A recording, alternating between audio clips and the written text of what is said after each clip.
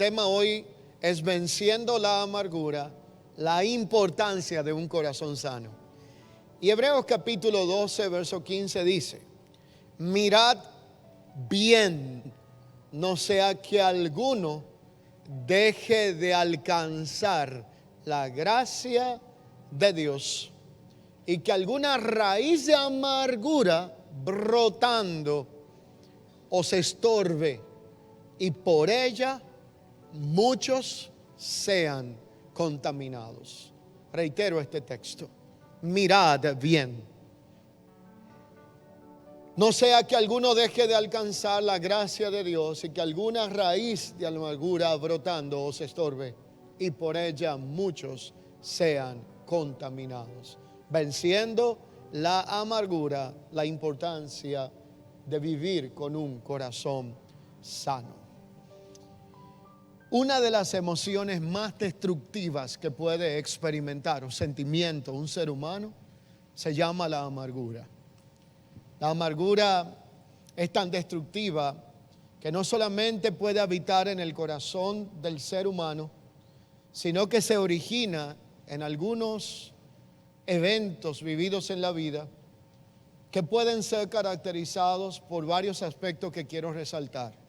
El primer caldo o lugar de cultivo de la amargura es experiencias dolorosas no sanadas.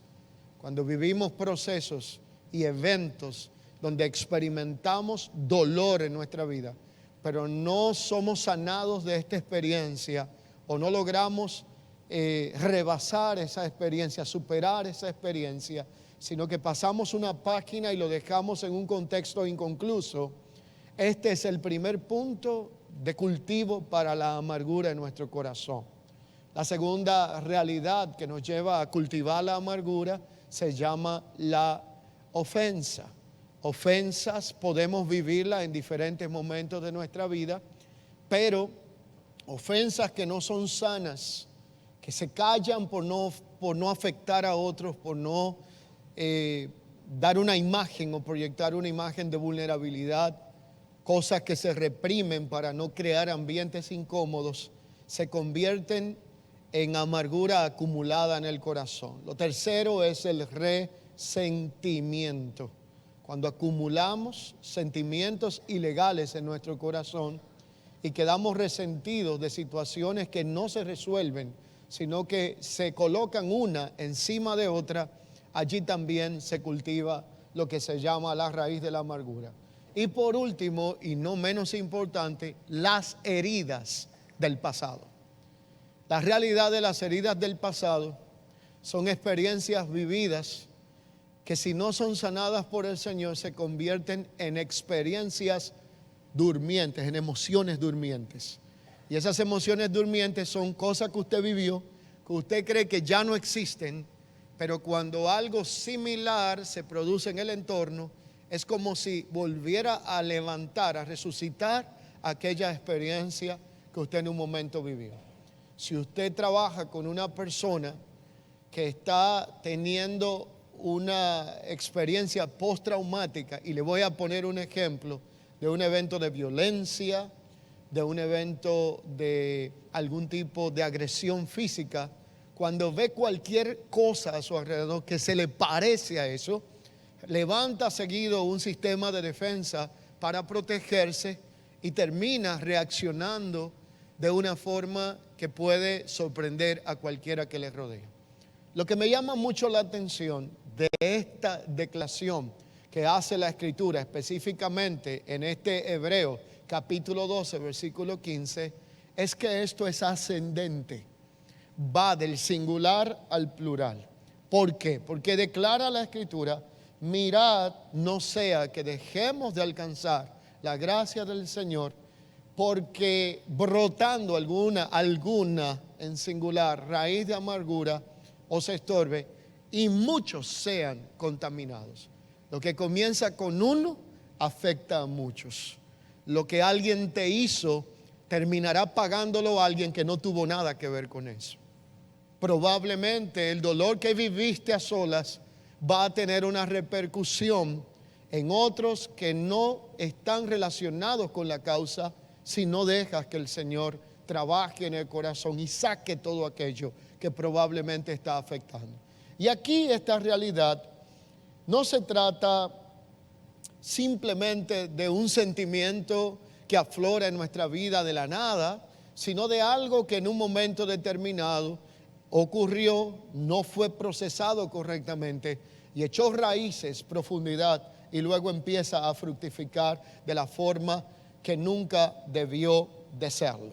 Así que si vamos a hablar de todo esto, tenemos que entender algunas realidades sumamente relevantes. Y la primera de ellas es que vivimos en un mundo en donde las emociones se manejan de una manera irresponsable. Vivimos en un mundo donde las heridas emocionales, las injusticias constantes producen estados de frustración. ¿Quién es que no se ha sentido en un momento frustrado y con sentimientos de todo índole por causa de injusticias vividas o de transgresiones vividas hacia cualquier derecho que usted sienta que ha sido vulnerado o afectado, o en un momento determinado esta realidad que hoy día se ve normal se convierte en algo tan constante que casi se normaliza? El reto de mantener un corazón sano parece cada vez ser algo más difícil. Las cosas que vemos hoy día suceder y la justificación injustificable de las mismas parece ser algo que la sociedad y nuestro mundo está normalizando. Y voy a poner aquí un ejemplo muy latente, crudo y sumamente sensible, pero que lo quiero hacer con el mayor y debido respeto.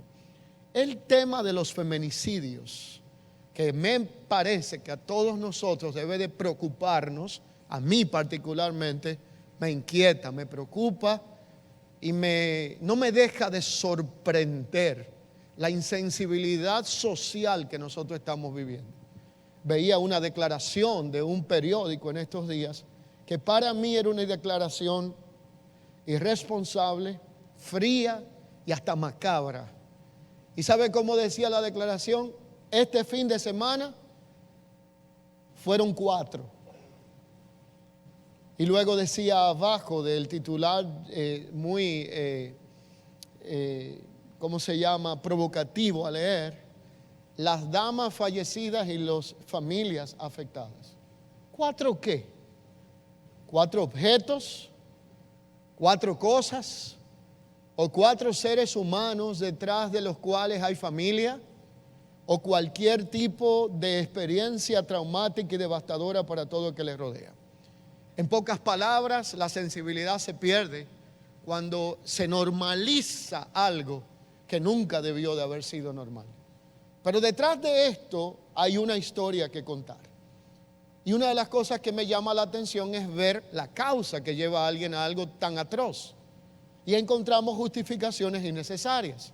Por ejemplo, escuchaba en estos días la entrevista de alguien que acababa de asesinar a su esposa delante de sus hijos. Y él decía las causas por las que lo había hecho, justificando una acción que no tiene justificación.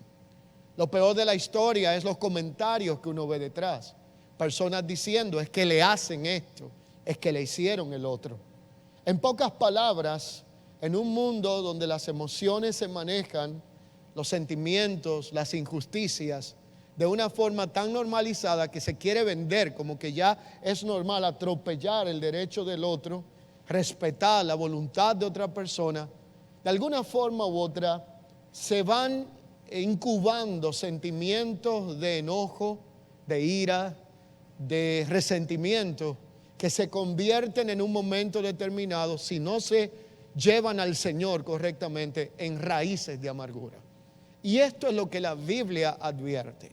En primera instancia lo advierte a una comunidad de fe, porque no hay garantías de que aunque usted esté en la fe, usted no es solo espíritu, sino que usted también tiene alma, tiene cuerpo, emociones, sentimientos, y ocurren acontecimientos en nuestra vida que van afectando y hasta dañando nuestro corazón, aunque usted sea espiritual y sea alguien de fe.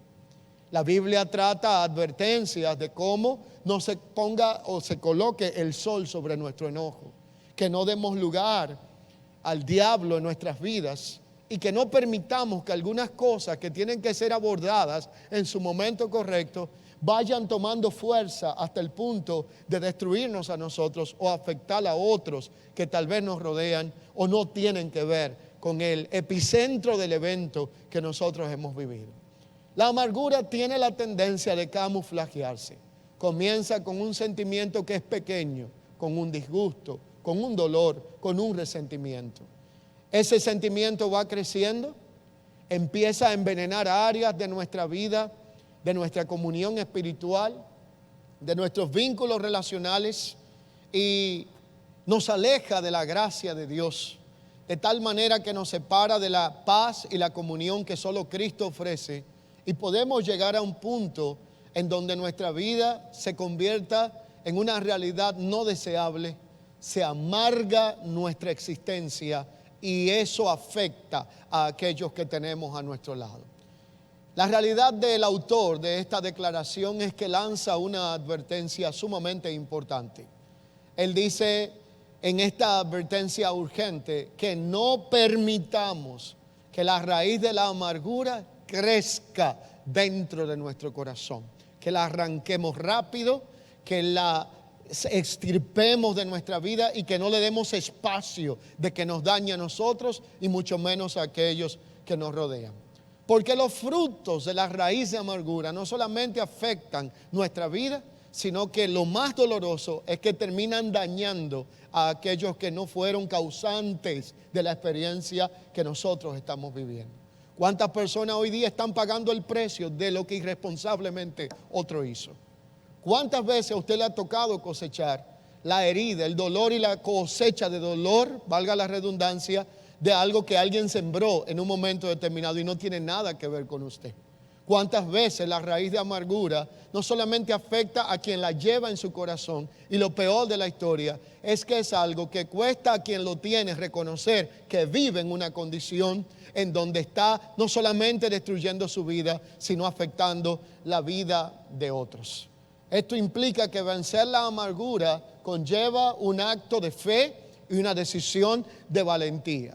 Es estar dispuesto a soltar el dolor que usted lleva por años. Es estar dispuesto a soltar la experiencia de sufrimiento que usted vivió en un momento determinado. Nadie te va a invalidar de lo que viviste. Nadie puede decir o minimizar que eso no fue importante, pero ya quedó en el pasado. Tiene que ser superado. Hay que aprender lo que la Biblia dice cuando dice dejando lo que quedó atrás, extendiéndome a lo que está delante para poder alcanzar el premio del supremo llamamiento que es en Cristo Jesús.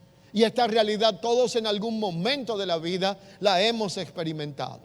¿Por qué? Porque muchos de nosotros vivimos y hemos vivido experiencias de dolor profundo. Si usted cree que su dolor es grande, basta que usted conozca el testimonio de otros y se dará cuenta que siempre hay alguien que ha vivido algo más terrible y doloroso que lo que usted ha vivido. Y esa misma realidad todos la hemos vivido. En algún momento hemos descubierto cosas escondidas en nuestro corazón que nosotros mismos pensábamos que habían estado resueltas y superadas, pero el momento que menos esperamos, esto se revive y termina uno dándose cuenta que algo quedó allí de esa experiencia que marcó nuestra vida. Esa realidad que se esconde en el corazón sin saberlo muchas veces está echando raíces. Las raíces son tan peligrosas como lo visible, pero las raíces tienen la tendencia de que no se ven. Usted mira una planta, usted mira un árbol y uno tiende a mirar el fruto que produce y todo lo que es visible externamente a lo mismo. Pero no se da cuenta que lo visible es sostenido por lo invisible. Si usted ve un árbol que es alto, por lo regular tiene raíces que lo sustentan y lo sostienen. Y la raíz de amargura o la amargura, una persona amargada, una persona que viva con una frustración interna y que no hay deleite en su vida con nada de lo que sucede o le rodea o tratan de agradarle, tiene raíces debajo que sustentan esa actitud o esa realidad que está aflorando de su vida. Y allí es donde a menudo no somos conscientes de cómo el resentimiento, aunque oculto, afecta la paz interior y la capacidad de experimentar satisfacción y contentamiento en la vida. Cómo lo que está oculto hace que se sabotee lo que es visible. Y la amargura puede ser un enemigo tan silencioso que poco a poco nuestras emociones se van afectando y termina alejándonos de personas que solamente quieren nuestro bien, que nos aman genuinamente, y termina por sobre todo afectando nuestra comunión con Dios. Por eso la Biblia establece en esta urgencia de prestarle atención a este sentimiento ilegal, que cuidemos de que no se estorbe la gracia de Dios en nuestra vida, de que no se afecte la comunión con el Señor, por eventos que hemos vivido, por experiencias de injusticia, de frustración y cosas que han sido acumuladas en nuestro corazón. Se nos advierte que si dejamos que esa raíz crezca, vamos a tener consecuencias funestas, y parte de ellas es que no solamente nos va a afectar a nosotros, sino que va a afectarnos sin darnos cuenta con las relaciones con aquellos que estamos conectados o con aquellos que nos rodean. Este versículo entonces nos invita a reflexionar a nosotros cómo la amargura, aunque no siempre visible, tiene un impacto devastador, sobre todo en la vida de quien no la reconoce, de quien quiere ignorarla, que sabe que algo no está bien, pero no se atreve a enfrentar esa situación que le está afectando. Y es que un corazón sano, libre de resentimientos, puede transformar nuestra comunión con Dios y con los demás.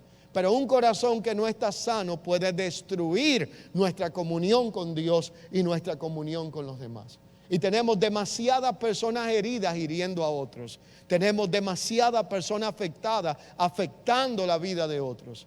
Y lo grande de toda esta situación es que esto se convierte en algo cíclico y en un patrón repetitivo que puede convertirse en algo generacional. Un niño crece en un hogar donde mira que hay una continua situación de resentimiento, de amargura, de odio, de rencor, y va a reproducir lo que encuentra en ese hogar. Uno de los estudios actuales de conducta ha identificado que la mayoría de asesinos masivos, es decir, en tiroteos injustificables, en acciones de las cuales hoy día vemos tan a menudo en Estados Unidos, específicamente vienen de experiencias traumáticas, de resentimiento.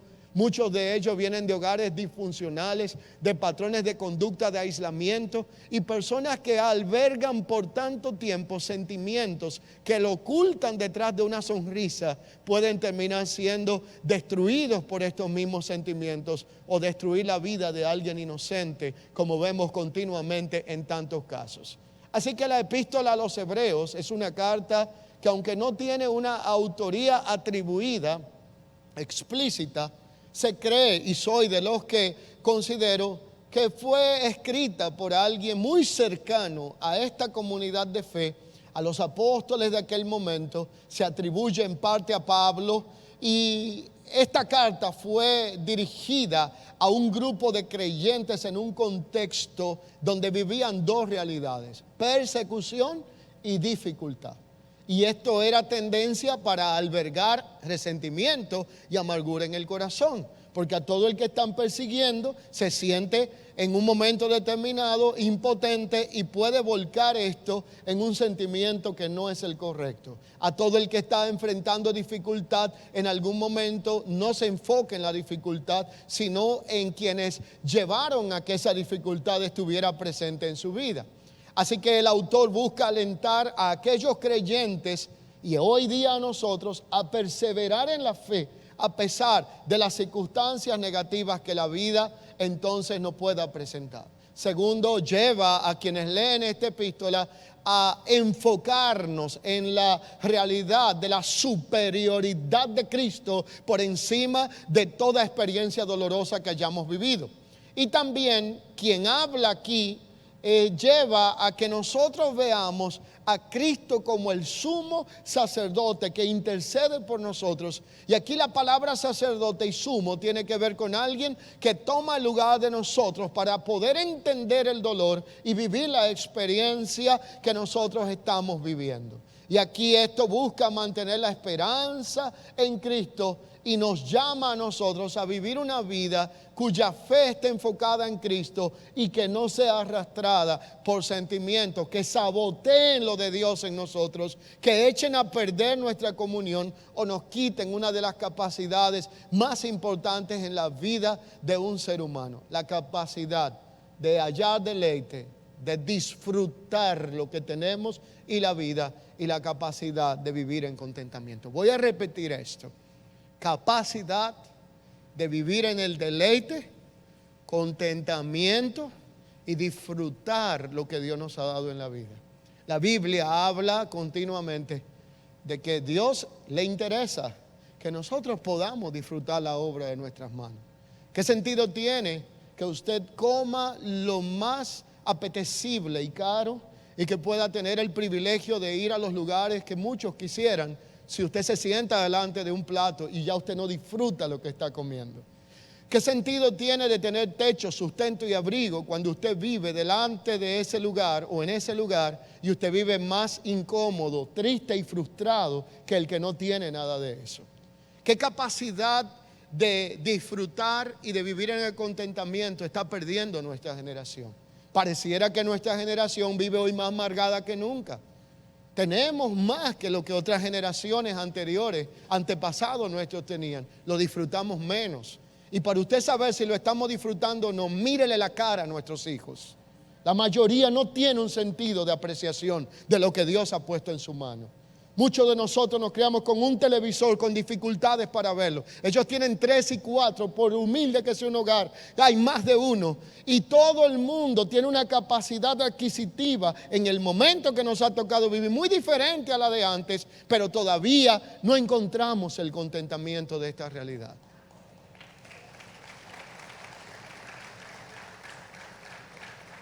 ¿Qué nos está pasando? Hace unos días me tocó ir a llevarle algo a alguien que está quebrantado de salud. Me pidió que le visitara, y cuando voy a esta comunidad rural, aislada, donde apenas llega luz a algunos lugares, no hay agua y con mucha precariedad, decidí ir a llevarle algo a este amigo que está quebrantado de salud. Y cuando me parqueo y me desmonto donde él, tuve precaución cuando entré al pequeño camino que ellos hicieron casi a mano, porque noté que había un niño jugando. Entré con mucha precaución, le pregunté si estaba cerca, bien. Y cuando me desmonto para que me den permiso de entrar al lugar, yo les confieso que me tuve que detener un minuto para poder creer lo que estaban viendo mis ojos. Había un niño de unos 4 o 5 años de edad. Yo tenía mucho tiempo que no veía a un niño jugar con un poco de tierra y arena con una palita de juguete mecánica. Y el niño estaba jugando y levantaba la tierra, la arena, y la transportaba y hacía el ruido del motor de aquel vehículo. Y yo lo escuchaba y él la vaciaba allí. Y créanme, mis hermanos, yo tuve que detenerme unos minutos para ver este espectáculo, porque esto no es usual en nuestros días. Y me acerqué al niño y le dije, ¿qué haces? Dice, yo estoy haciendo una construcción. Estoy realizando una construcción, Señor. Mire, y digo, muéstrame. Y empezó a hablar conmigo. Wow, y yo me fui tan lejos que me fui a mi infancia. Y me hice una pregunta. Dije, ¿en qué momento de la vida nos robaron esto? ¿En qué momento de la vida perdimos la capacidad? Porque ese niño, donde estaba, no hay luz, no hay múltiples entretenimientos ni opciones de pasar un día alegre, un fin de semana. Lo único que tiene es un solo juguete y está sacándole lo máximo a ese juguete y disfrutando lo poco que tiene.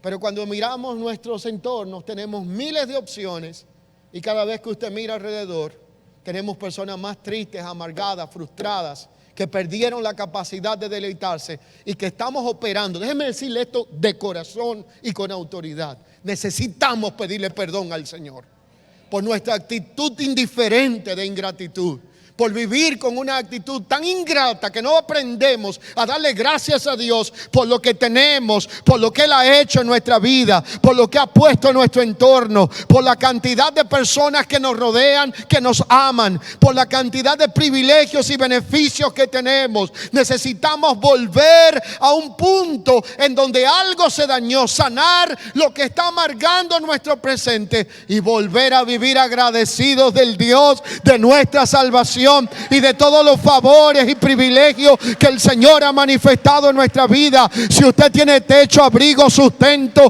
vida, salud, alguien que le ama y está vivo en esta tierra, dele gracias al Señor, porque muchos desearían estar donde usted y yo estamos y no pueden.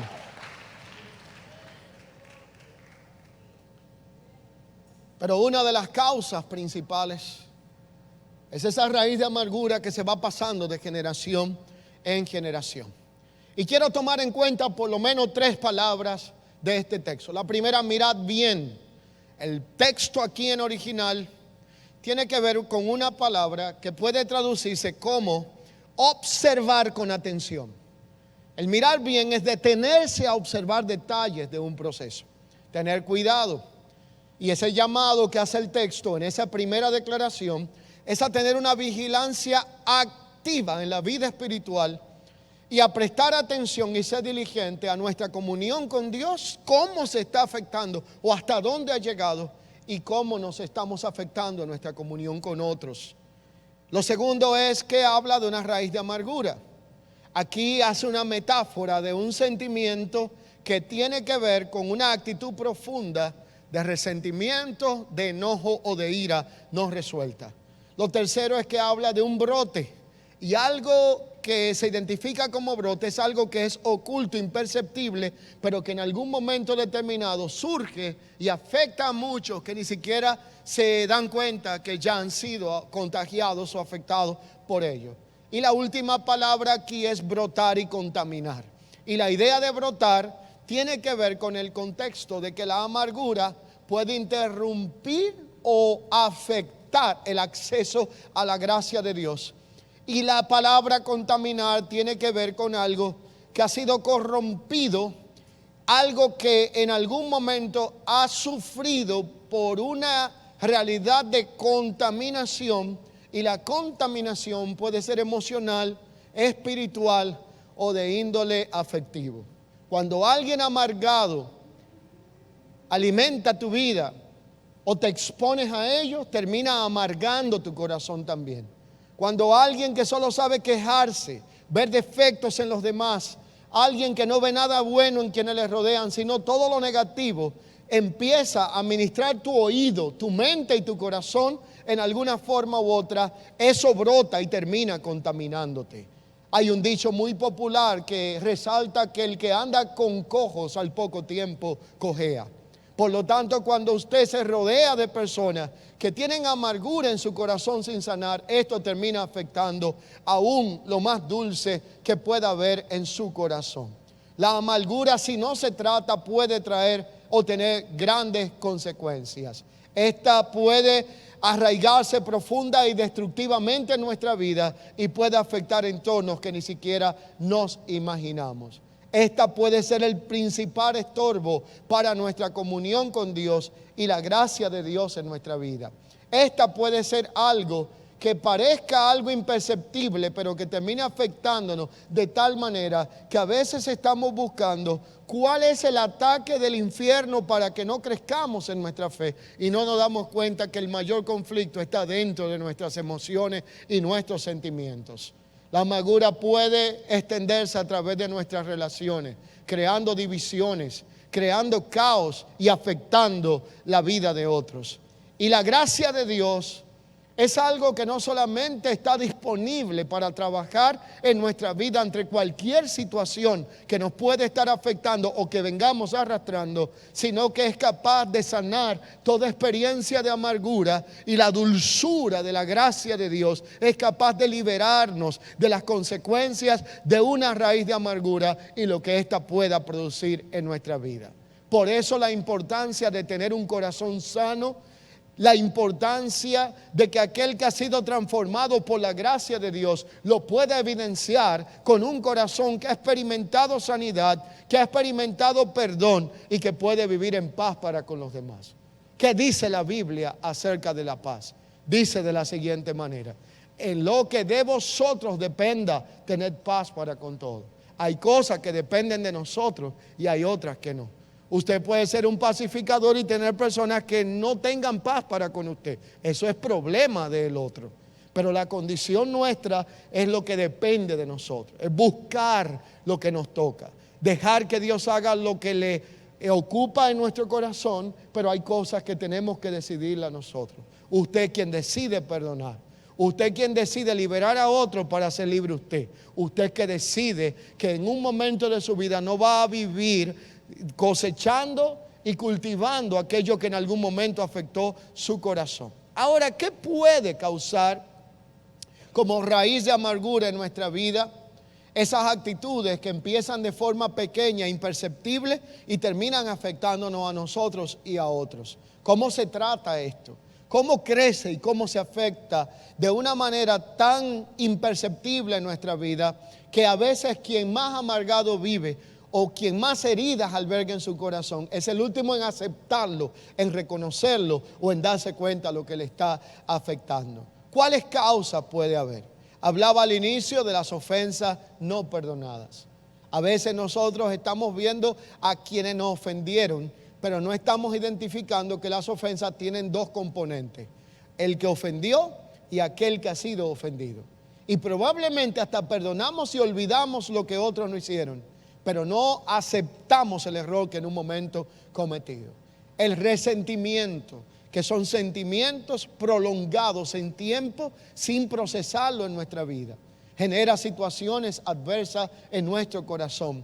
Y las injusticias no resueltas, cuando usted entiende que merece algo y está recibiendo lo contrario, cuando usted entiende que lo que le hicieron no es justo, no es correcto, o que le devolvieron con una moneda diferente a la que debieron de devolver, o cuando usted siembra algo y cosecha algo contrario. Todo esto va produciendo sentimientos en el corazón que van afectando la vida de una persona. A veces lo que más duele no es lo que te hacen, sino de quién viene. ¿Lo puedo repetir esto? Por eso las heridas del extraño no duelen tanto como la del cercano. Porque es algo que usted no espera. Porque no se corresponde a lo que usted ha sembrado, lo que está cosechando.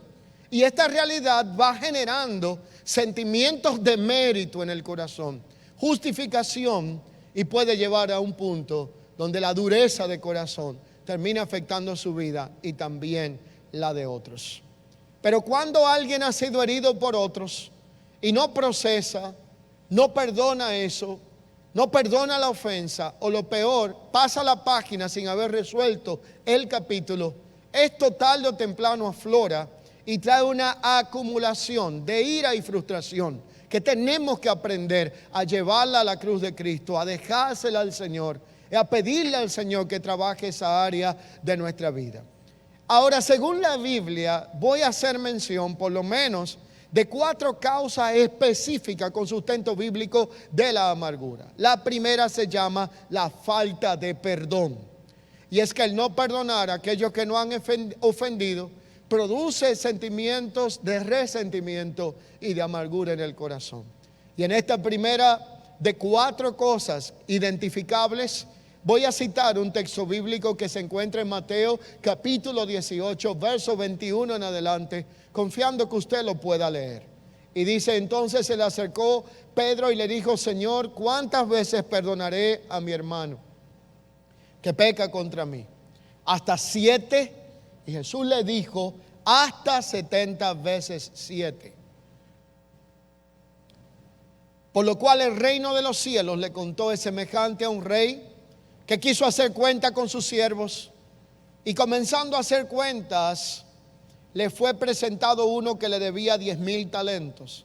A este, como no pudo pagar, ordenó su señor venderle a su mujer e hijos y todo lo que tenía para que se le pagase la deuda.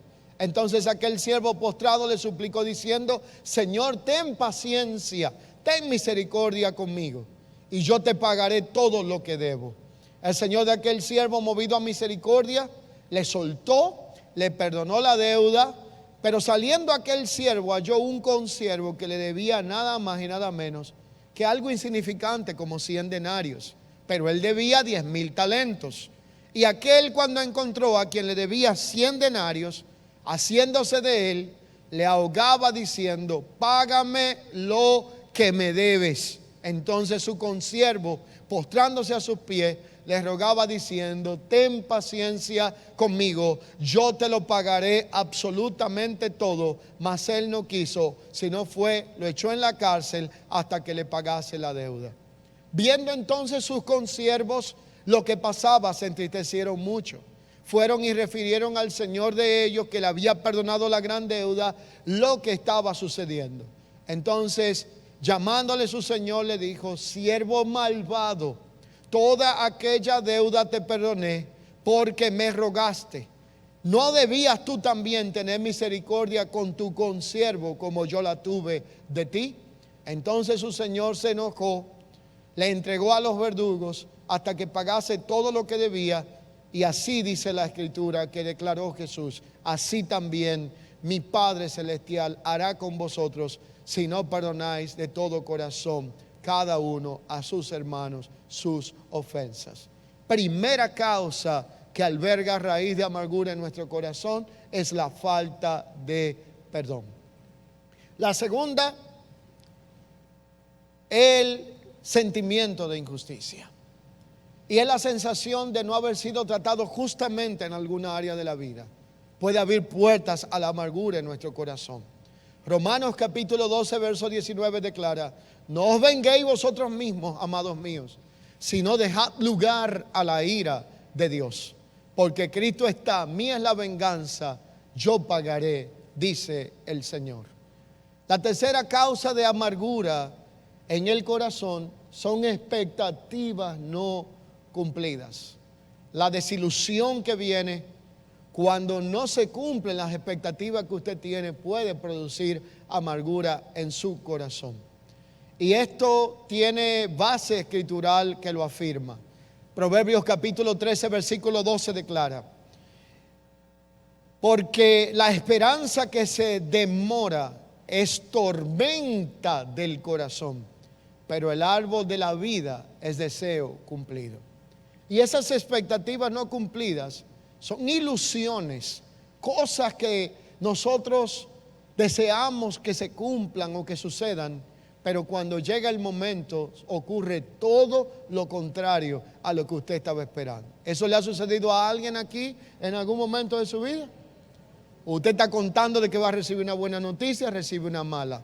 Usted está contando de que va a recibir una reacción porque usted ha tenido una siembra para con otros en todos los aspectos de amistad, vínculos, cualquier cosa de la vida. Cuando llega la crisis, usted se ve con todo lo contrario a lo que usted esperaba, y eso genera una expectativa no suplida, una decepción que termina en un resentimiento que, si no se procesa correctamente, sobre todo en la presencia del Señor, genera una profunda amargura en el corazón de quien ha vivido la experiencia.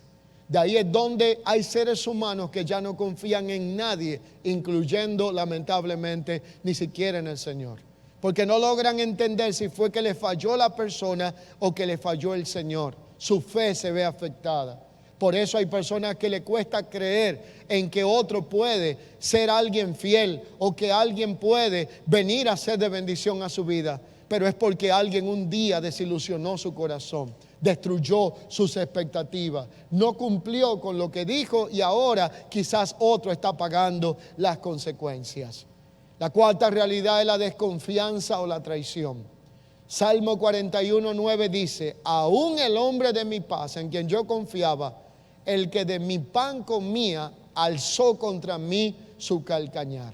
La desconfianza en otros y las heridas de traición de cualquier índole en la vida pueden generar una especie de frontera o muro donde a usted le cueste confiar en otra persona. Usted lo nota en el saludo, usted lo nota en los vínculos relacionales. Personas que no pueden tener amigos otros que no pueden ni siquiera tener en quién confiar y se ahogan en sus circunstancias, porque un día alguien divulgó una información, porque un día alguien defraudó una actitud, un secreto, algo que usted tuvo, no significa que todas las personas sean iguales. ¿Y qué pensar cuando alguien ha tenido una decepción sentimental en alguna etapa de su vida, de infancia, de adolescencia o de adulto? La frase común es: todos los hombres son, todas las mujeres son igualitas. Como que eso le parece familiar a ustedes, ¿verdad? Ahí sí. ¿Y por qué? Decía un amigo del campo que el que se quema con la leche le toma miedo a la vaca. Y el problema nunca estuvo en la vaca, sino en la leche caliente. Ahora, cuando usted mira hacia atrás y se da cuenta que su concepto de la vida y de otros ha cambiado, en algún momento es importante identificar el patrón de conducta y la experiencia con quién usted la tuvo, que pudo haber llevado al herido a herir, al abusado a abusar. Porque lo que no se sana se repite en algún momento de la vida. Por lo que usted no procesa por temor y cobardía. Porque muchas veces detrás de esa actitud de indiferencia se esconden los cobardes más grandes. Valiente no es quien vive abusando de otro y dañando a otro. Valiente es quien enfrenta el dolor del abuso y lo que se le hizo un día, o la traición o la decepción, y decide no seguir, dejando que eso dañe su vida, contamine a otros que no tienen que ver con ello y dañando su generación. Valiente es que se levanta y dice: esto que me pasó no tiene que seguirse repitiendo, y aunque un irresponsable no haya asumido el rol de responsabilidad por el daño hecho, voy a cortar esto por mí, por mi generación y por quienes no tienen que ver con esto. Y para esa valentía Dios nos ha dado un espíritu de poder, amor y dominio propio, capaz de transformar tu presente y tu futuro, de sanar tu pasado. Y no existe dolor tan grande, no existe daño tan grande, no existe traición tan grande, no existe injusticia tan grande, no existe experiencia tan dolorosa que haya vivido, que la sangre de Cristo derramada en la cruz del Calvario no pueda borrar, restaurar y perdonar si la llevas al Señor. Pero esa realidad, si no se trata, tiene terribles consecuencias. Y la consecuencia de permitirle a una raíz de amargura desarrollarse en nuestro corazón es la contaminación y la rotura de vínculo, de comunión con el Señor, y el daño que hace con las personas que nos rodean. Y la contaminación en Hebreos 12 tiene que ver con algo que va más allá de lo que es la experiencia que se está viviendo a lo interno, sino lo destructivo que se hace esto a lo externo. Esto trae destrucción espiritual y generacional. Esto bloquea el fluir de la gracia de Dios en la vida de una persona. Allí es donde se experimenta una falta de paz interior que en algún momento se va a reflejar hacia afuera, porque uno no puede dar lo que no tiene. Nos quita la capacidad de amar o de ser amados. Hay quienes le cuesta amar a otros y hay quienes le cuesta hasta recibir amor de otros. Por eso cuando usted ayuda a alguien, bendice a alguien, favorece a alguien, usted puede descubrir el corazón de esa persona, si está sano o no, por la capacidad de poder recibir lo que usted le está dando. Y es que cuando no hay una capacidad de recibir, hay algo que lo está bloqueando y afectando. Y esa capacidad de recibir es tan importante como la capacidad de dar. Casi siempre nos enfocamos en la capacidad de dar, que demos, que hagamos por otro, que expresemos a otro. Pero ¿cómo está nuestra capacidad de recibir? ¿Será que estás viendo a alguien que lo que quiere es tu bien y por la experiencia que tuviste piensa que te hará mal? ¿Será que estás sangrando por la misma herida? Hay lo que se llama un apego evitativo. Cuando usted ha vivido una experiencia que le marcó, usted cree que todo el que se le va a acercar viene con el mismo objetivo de destruirte, de afectar o de usar tu vida. Y eso produce tarde o temprano un aislamiento. Y el aislamiento no consiste en usted encerrarse en las paredes de una habitación o de una casa. Usted puede estar rodeado de personas y vivir en un mundo aislado, donde no permita que nadie accese, donde no permita que nadie entre. Y esto afecta no solamente a la persona, sino a la comunidad donde se desarrolla. Por eso yo creo que se tiene que levantar una generación que decida romper con esta maldición llamada la amargura y empiece a vivir una vida en donde digamos: Señor, de una vez y por todas, ya está bueno de esto, de generación en generación. Ya está bueno de que esto siga dañando, afectando a quien no tiene la culpa. Vamos a romper con esta situación. Vamos a emigrar de este sentimiento ilegal y vamos a empezar a vivir en el diseño y la plenitud para lo cual Dios nos ha creado. Y Efesios capítulo 4 verso 31 declara de la siguiente manera al 32: quítese de vosotros toda amargura, enojo, ira, gritería, maledicencia, malicia, y antes bien sed benignos los unos con los otros, misericordiosos, perdonando los unos a los otros, como Dios también os perdonó a vosotros en Cristo Jesús. Pero esto no solamente trae una consecuencia psicológica, sino también emocional y hasta física. Y esto produce lo que se conoce como enfermedades psicosomáticas. Son cosas que usted siente en el soma, en el cuerpo, pero su origen no es su cuerpo, sino la condición de su mente y la condición de su corazón.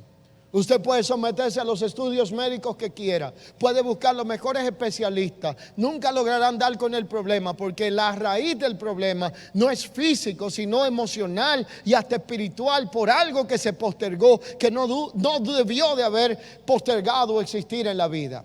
Y esto tiene entonces la tendencia de arrastrar a otros.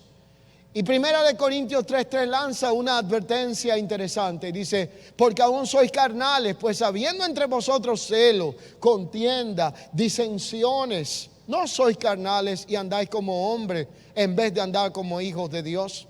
Pero hay soluciones que la Biblia presenta a esta problemática. El perdón es una de ellas. Número 2, procurar la paz que sobrepasa todo entendimiento.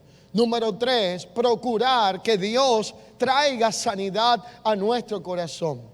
La Biblia dice en un momento determinado en uno de los libros proféticos mayores, más relevantes: incurable fue tu quebranto. No se halló para ti medicina ni médico eficaz. Has probado todo lo existente, mas yo haré venir para ti sanidad, dice el Señor. Lo que no logra hacer el psicólogo, el psiquiatra, ni nadie en tu vida, Dios puede traer sanidad y restauración a un corazón que se rinda ante Él y que confíe en que Él puede obrar aún en lo que nadie ha visto ni conoce dentro de ti.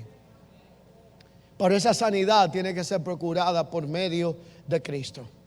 Solamente con una comunión y relación genuina con el Señor, donde Cristo no sea un visitante dominical, ni alguien que yo busco cuando esté en apuro, sino alguien que habite en mi vida, que conoce los lugares más recónditos, oscuros de mi corazón, las habitaciones y los closets cerrados, y puede accesar, limpiar y penetrar a esas áreas. Esa es la garantía de que haya una sanidad en lo más profundo de nuestro ser, que transforme nuestro corazón y nos sea de bendición a nosotros y a la vida de los que nos rodean. Isaías capítulo 61 verso 1 al 3 dice: el Espíritu del Señor está sobre mí, y la causa es porque me ungió para enviarme a predicar buenas nuevas a los abatidos, a vendar a los quebrantados de corazón, publicar libertad a los cautivos y a los presos, apertura de la cárcel, a proclamar el año de la buena voluntad del Señor, la venganza del Dios nuestro, a consolar a los enlutados de Sión, y a los afligidos se les dé gloria en lugar de ceniza, óleo de gozo en lugar de luto, y manto de alegría en lugar de espíritu angustiados, para que sean llamados árboles de justicia, plantíos del Señor para la gloria de su nombre. Quien es el primer interesado en resolver este conflicto es el Señor. quienes debemos de cederle a Él área de nuestra vida que solo nosotros, y a veces ni nosotros mismos conocemos. Nosotros tenemos que tomar la decisión. No vendrá un ángel del cielo a decidir por usted y por mí, sino que el terreno de nuestro corazón, donde la raíz de amargura se está desarrollando o ya va con raíces y ramas muy amplias, tiene que ser entregado al Señor para que haya sanidad. Pero para que esto suceda debe de haber reconocimiento. Si yo vivo tapando la realidad de mi vida, ocultándola como la alfombra que se levanta y la basura se barre y se echa debajo para que aparezca que todo está bien, en orden y limpio, pero sé que hay algo que resolver y no quiero, no lo voy a lograr. Por eso la Escritura aconseja que renunciemos al oculto, a la ira, al enojo, al resentimiento, que liberemos nuestro corazón de todos estos sentimientos negativos que uno puede experimentar y que estorban la comunión con Dios y una paz verdadera. Efesios 4:31 habla del enojo, la ira, la gritería, la maledicencia. Quítese de nosotros. Pero habla también de una realidad que es la renuncia a este sentimiento. Y esa renuncia no es tan fácil. Tiene que haber una disposición. Y esa disposición conlleva arrepentimiento. Y ese arrepentimiento conlleva a un cambio de mentalidad. Pero también existe algo sumamente importante que muchas personas no han experimentado en su vida. Se llama la reconciliación entre el pasado y el presente. ¿Qué es la reconciliación entre el pasado y el presente? Quien yo era y quien soy en Cristo Jesús. Y la Biblia continuamente aborda la gran diferencia entre lo que sucedió en nosotros cuando vivíamos sin Dios y sin esperanza, o cuando creíamos que vivíamos con Dios, pero actuábamos como si Él no fuera quien gobernaba nuestro corazón. Nuestros días de rebeldía y de desobediencia. Y la realidad de ahora que el Señor gobierna nuestra vida. Reconciliar estas dos realidades cuesta. Entender que lo que en un momento sucedió no tiene que arrastrarse para afectar lo que ahora Dios está haciendo en nuestra vida. Es una realidad de reconciliación. Reconciliar con Dios un pasado que ha sido redimido, no para buscar lo oscuro de ese pasado, lo vergonzoso de ese pasado, sino aquello rescatable de esa realidad y de la experiencia que esto debe de producir en nuestra vida. Segunda de Corintios 5, 18 al 19 plantea esta realidad y dice: y todo esto proviene de Dios, quien nos reconcilió consigo mismo por Cristo y nos dio a nosotros la capacidad de operar en el ministerio de la reconciliación y de tener una palabra de reconciliación. Y esa palabra de reconciliación consiste en que Dios estaba en Cristo reconciliando consigo al mundo, no tomándole en cuenta sus pecados, y nos encomendó, nos encargó a nosotros esa palabra de reconciliación para que podamos decir a otros reconciliados con Dios. Pregunto yo, ¿y a quién usted puede ayudar a reconciliar si usted es el primero que necesita reconciliarse? ¿Será que podemos dar lo que no tenemos? ¿Podremos sacarle la paja del ojo de otro cuando en el nuestro hay una viga que nos atraviesa de lado a lado? Por lo tanto, el ministerio de la reconciliación es un ministerio que está al alcance de todos nosotros y es una responsabilidad de cada uno de nosotros. Pero nos hace inoperantes cuando no hemos resuelto cosas en nuestra vida, llevar a otros a que resuelvan asuntos de la de ellos. Y esa realidad debe de ocuparnos a nosotros.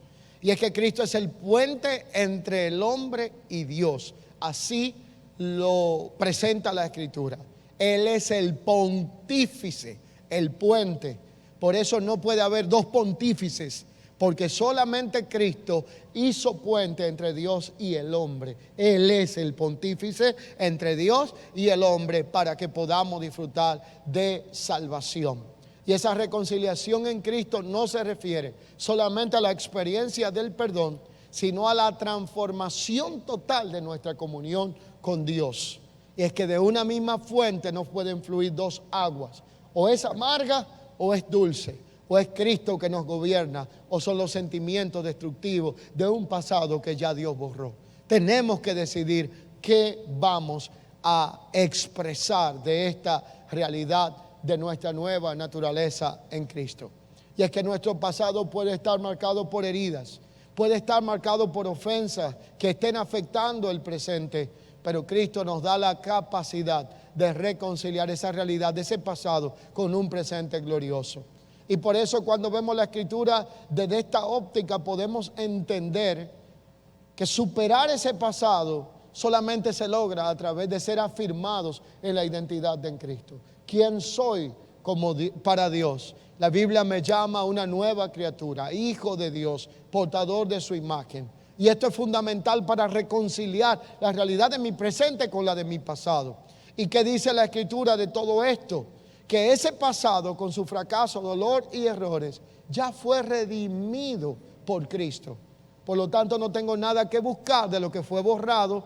No voy a encontrar nada donde ya Dios perdonó. Por lo tanto, no debo dejar de que la sombra de ese pasado afecte mi realidad presente. Esto no sería justo y no sería lo correcto en la vida de alguien que ha experimentado un nuevo nacimiento y la vida de comunión de hijo de Dios.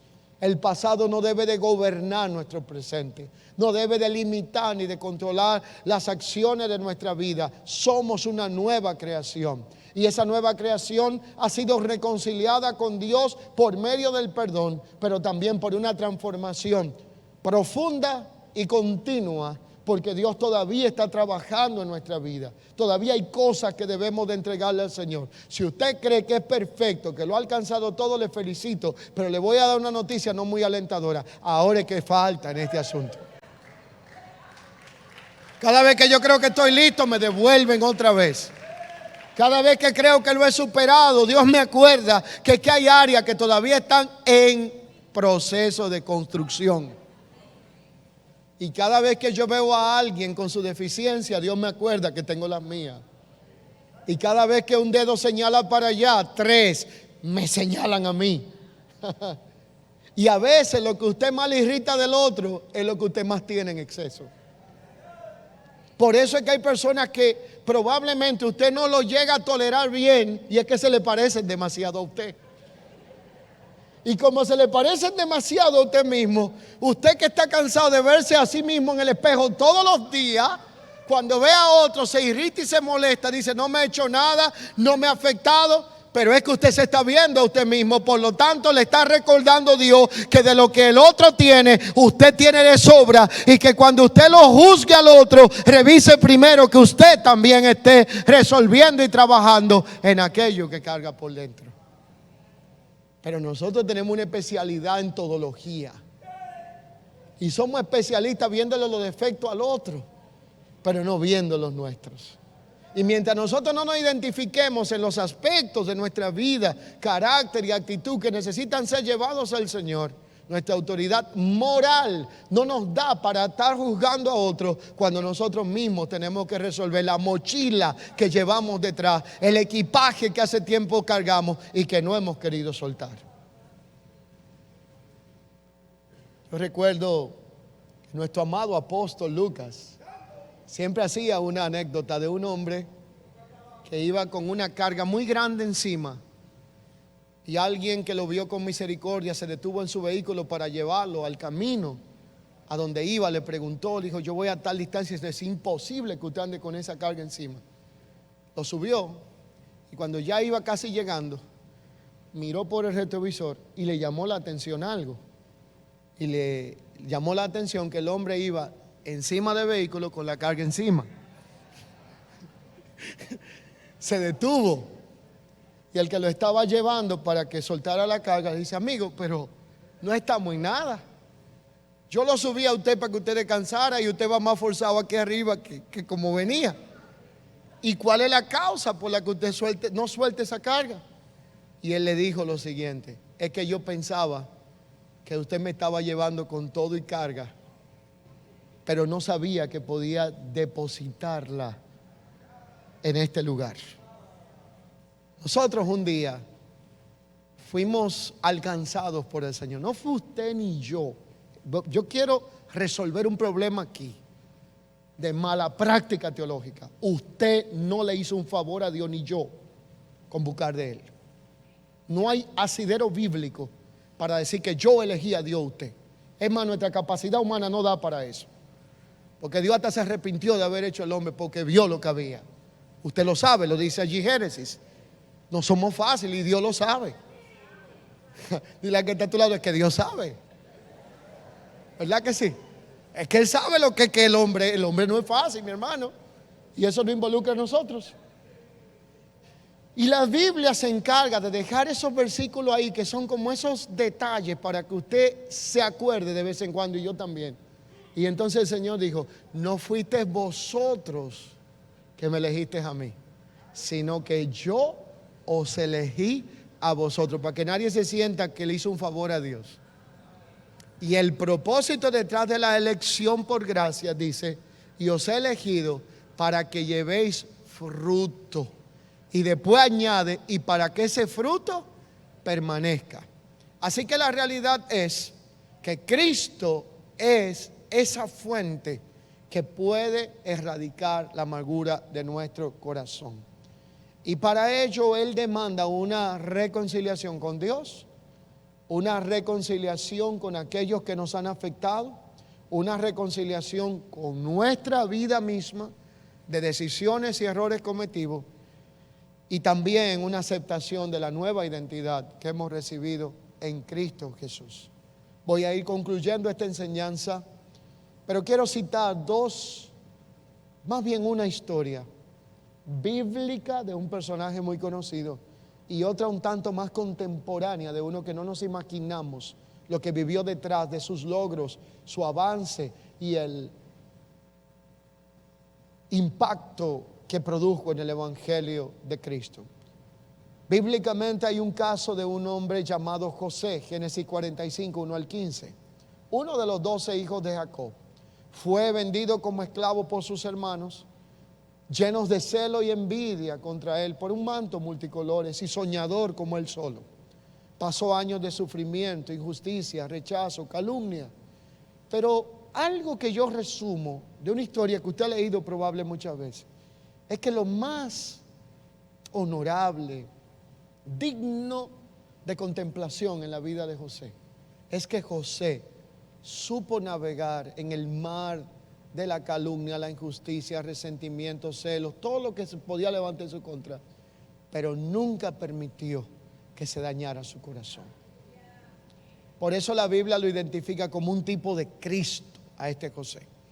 Así que José nunca permitió, duró años en estos procesos, fue fiel a Dios a pesar de las circunstancias adversas. Usted solo estudia Génesis 45 en adelante, verá el resultado de cómo Dios sana la amargura, de cómo José supo perdonar en vez de amargarse, entendió que Dios tenía un propósito mayor y que Él no lo podía echar a perder por cosas de inferior atención que habían sucedido en su vida, y vio el propósito de Dios tan grande versus las adversidades que había tenido en su andar y en su existencia, que decidió abrazar el propósito de Dios y soltar el resentimiento por lo que le habían hecho o había sucedido. Perdonó a sus hermanos, sanó del dolor, convirtió la amargura en gozo y experimentó la reconciliación, aunque Cristo todavía no estaba presente. José es la evidencia de que Dios sana la amargura, de que la amargura tiene solución. Luego encontramos un ejemplo maravilloso, un tanto más contemporáneo, pero ese ejemplo que quiero tocar ahora es el de un hombre que tal vez usted ni se imaginaría por lo que pasó. Él fue considerado el príncipe de los predicadores.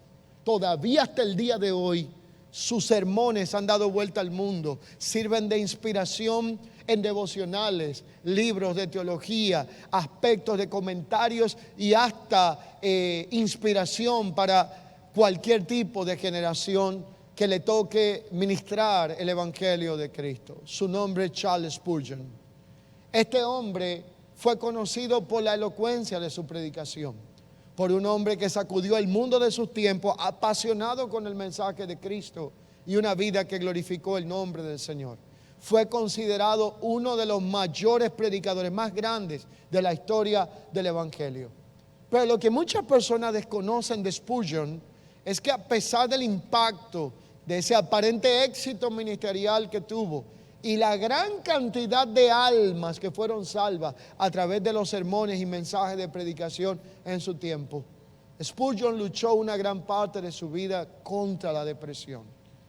Pasó por tantas experiencias de depresión que llegó un momento en su vida en donde este hombre, a pesar de todo lo que había vivido, las dificultades emocionales, en algunos momentos sufrió ataques de ansiedad antes de predicar, que casi le cuestan la propia vida y podían llevarlo a un infarto fulminante, dicen quienes le conocieron o cuentan quienes le conocieron.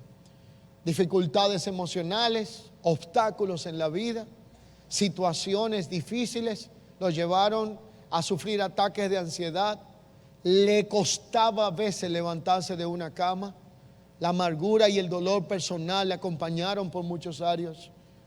Pero Dios en su momento lo sanó de esta realidad. En su momento lo levantó de esta condición. Y él reconoció que si no hubiese sido por la gracia del Señor, no hubiese podido vivir una fe tan inquebrantable. Dios obró a través del sufrimiento y le manifestó su gracia a favor de su vida. Por eso la Escritura nos enseña a nosotros que nosotros podemos confiar en el Señor y que podemos confiarle en la realidad de nuestro pasado, de nuestro presente y nuestro futuro, que Dios no nos va a defraudar.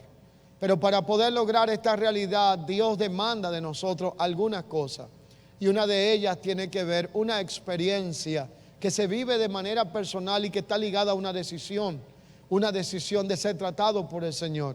Y esa experiencia se llama el genuino quebrantamiento. Gálatas 2:20 plantea que Pablo lo vivió. Y lo vivió y lo expresa cuando dice: con Cristo estuve o estoy juntamente crucificado, para ya no vivir yo, sino Cristo viva en mí. Pablo hizo de esto no un evento, sino un estilo de vida. Pablo usa dos palabras para describir el proceso o uno de los procesos más importantes de nuestra vida, llamado quebrantamiento. El proceso de la muerte del yo que vive en algún momento, vivimos cada ser humano. La muerte del ego, la crucifixión del orgullo y la vanidad. Y lo que Pablo dice acá, y habla que en un momento fue un modelo de vergüenza y de vituperio, en algún momento Pablo entonces lo expresa como algo tan vital que demanda la muerte de algunas cosas. La muerte del orgullo, de la arrogancia, de la autosuficiencia, de creer que no necesitamos a nadie y que no necesitamos ayuda de nadie, ni ser escuchados por nadie. De la dureza del corazón, de la falta de perdón y de la falta de misericordia. Todo esto es lo que él presenta como morir o negarse a esta realidad ligada a la carnalidad. Y es que hay dos expresiones en la vida de todo ser humano. No importa el estatus, el grado que usted y yo tengamos, el éxito alcanzado en la vida, académico, en algún tipo de la vida o de áreas compuestas por cualquier tipo de logro, hay dos realidades que todo ser humano va a experimentar. Es lo visible y lo invisible. Y déjeme decirle algo, rostros vemos, pero corazones no sabemos. Detrás de las miradas y de las sonrisas se esconden sentimientos, historias, experiencias, algunas resueltas y otras no. Y muchas veces somos especialistas camuflajeando ese cadáver. Y hay algo que hace tiempo ya está muerto dentro, pero lo vendemos con una imagen como de que todo está bien. Y es injusto usted querer vivir con esa imagen de apariencia. Y lo peor es todavía más injusto y cruel, arrastrar la vida de otros a que tengan que vivir con una experiencia que no la produjeron, pero sí reciben el impacto de sus resultados. El mundo de afuera o la imagen que proyectamos es lo que otros ven de nosotros. Nuestra imagen pública, lo que el hombre puede ver. Y el mundo interno de nosotros, eso es lo que solo Dios conoce y nosotros en parte también. Es esa experiencia que habla no solamente de lo de afuera, sino de la realidad de lo que por dentro nosotros cargamos en la vida. La voluntad es uno de los componentes del alma que comprende esta decisión. Las decisiones, intenciones, propósitos, gustos, deseos tienen que ver con la voluntad. Y allí es donde nosotros necesitamos reconciliar nuestra vida con el Señor para poder derribar toda raíz de amargura, para poder vivir en la plenitud del contentamiento y para permitirle a Cristo por medio de su Espíritu que traiga alegría, gozo y cumpla el propósito por el cual Él nos salvó y nos redimió. Voy a concluir diciendo lo siguiente. Número uno, la gracia de Dios nos puede liberar del peso de la amargura. No importa cuántos años usted haya arrastrado con eso, ni qué tan profunda estén las raíces de esa realidad que estamos viviendo, la gracia de Dios es suficiente, la dulzura de la gracia para cambiar todo lo que está amargo en nuestro corazón. Número dos, la gracia de Dios nos permite ver a través de los ojos del perdón. Número tres, la gracia de Dios es la única suficiente y capaz de restaurar el gozo en nuestra vida. Y número cuatro, la gracia de Dios garantiza paz en nuestro corazón. Y por último, la gracia de Dios puede transformar nuestra perspectiva de la vida y puede devolvernos las expectativas de todo lo que nosotros anhelamos en el Señor y en nuestra realidad vivencial. Si usted ha perdido la expectativa de la vida, hay formas de darse cuenta. Cuando uno está frente a alguien que la raíz de amargura le ha causado un colapso en su visión futura, en su corazón, lo primero que usted debe de preguntarle es, ¿cómo te ves en los próximos años? Probablemente 10, 5. Y es normal que alguien piense, si tiene vida y si Cristo no ha venido, que vamos a tener una realidad o una condición en ese tiempo. Cuando alguien no logra verse allí y usted baja el tiempo, por lo menos a menos tiempo, y tampoco se ve allí, y le dice, ¿cómo te ves en los próximos meses o los próximos días? Y no logra verse, es porque ya esto caló tan profundo en el corazón que necesita reconsiderar el entregar áreas de su vida a Dios y permitir que la gracia suficiente y multiforme de Dios devuelva la capacidad de la esperanza que no desilusiona, esa capacidad de confiar en que lo que el hombre defraudó, dañó, decepcionó, no cumplió o probablemente ultrajó en tu vida, Dios no fue el causante ni tampoco debe de ser el culpable de las consecuencias. Puedo confiar en el Señor. Él no va a fallar. El hombre nos puede haber afectado, fallado, destruido, pero sea el hombre mentiroso, mas Dios verás. Concluyo donde comencé.